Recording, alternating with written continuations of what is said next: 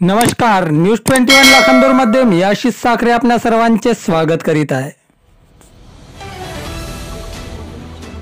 कर्जाच्या ओझ्याखाली दबलेल्या शेतकऱ्याची गळफास घेऊन आत्महत्या।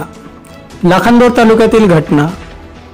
सकाळच्या सुमारास स्वतःच्या राहत्या घरी गळफास घेऊन आत्महत्या केल्याची घटना तालुक्यात घडली।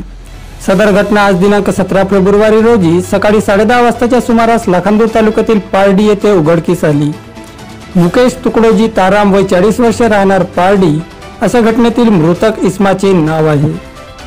पोलीस सूत्रानुसार शेतीवरून स्वतःचा उदरनिर्वाह करणाऱ्या तालुक्यातील पारडी येथील मुकेश ताराम यांनी सकाळच्या सुमारास स्वतःच्या राहत्या घरी छपरीत लाकडी फाट्याला निवारपट्टीने गळफास घेऊन स्वतःची जीवनयात्रा संपवली।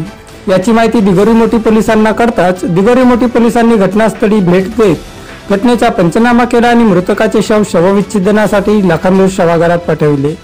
या घटनेचा पुढील तपास दिगोरी मोठीचे ठाणेदार अमरदास धनगर यांच्या मार्गदर्शनात पोलीस हवालदार घनश्याम कोडापे करीत आहेत। मृतक मुकेश ताराम याने पारडी येथील विविध सहकारी संस्थांतून 26,000 रुपये कर्ज तर 60,000 रुपये हात उसने घेतले होते आणि या कर्जाची परतफेड कशी करायची या विवंचनेत त्याने गळफास घेऊन आपली जीवनयात्रा संपविल्याचा अंदाज कुटुंबियांकडून वर्तविला जात आहे।